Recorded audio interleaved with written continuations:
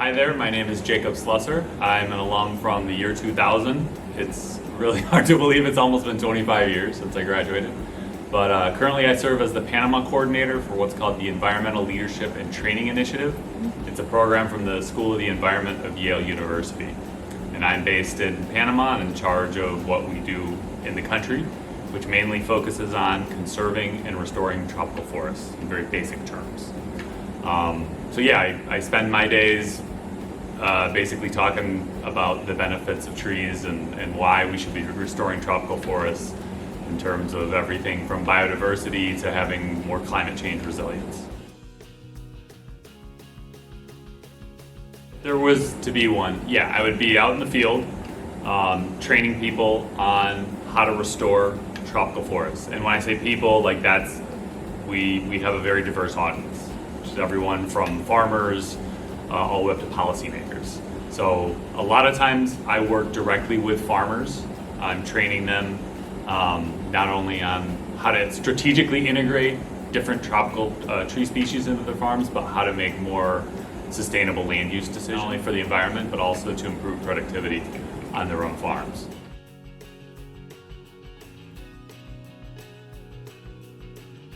I took a really strange path, to be honest. I originally was going to study law. I went to Michigan State University and got a 4-year degree in political science. And then I served in the Peace Corps, which was the big game changer in my life. I spent basically 3 years working in a rural community with farmers, doing some of the similar stuff, training them on more ecologically focused agricultural practices.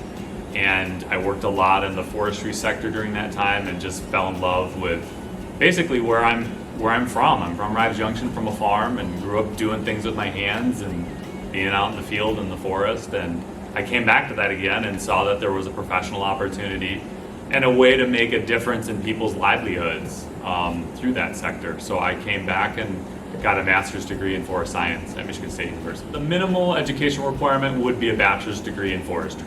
Yeah, and then if you want to take have a higher level approach, maybe working with policy, you'd need a master's or a PhD. Yeah. It's such satisfying work because you do get to do things with your hands. You get to be outside, and you get to see the difference, not only in terms of trees planted and improvements made, in the landscape or on farms, but you also get to see the growth and leadership of the individuals that we train. And that's really inspiring to see over years, just the different opportunities and things that they've done with the training that we've provided. I just really like the balance, right? I do get time in the office so that, I get to write, I get to develop training curriculums, I get to go to conferences. I like that aspect, but I also like going out in the field as well, getting my hands dirty, still being involved, with the day-to-day, in the landscape, in forestry plantations, on farms. And so I really like that balance. I was always afraid when I really grew up, I was going to be stuck in an office all the time. And I've been lucky enough to not have that happen. So, yeah. The skills that really have helped me in my career, I would say, are twofold. And I think it really looks back on that I have an interdisciplinary background of having an undergrad in social sciences and then a master's degree in biophysical sciences and forestry. And what I guess I'm trying to say is that I have the technical knowledge, right, on how to make certain decisions, but I also have that social science background where I know how to deal with people.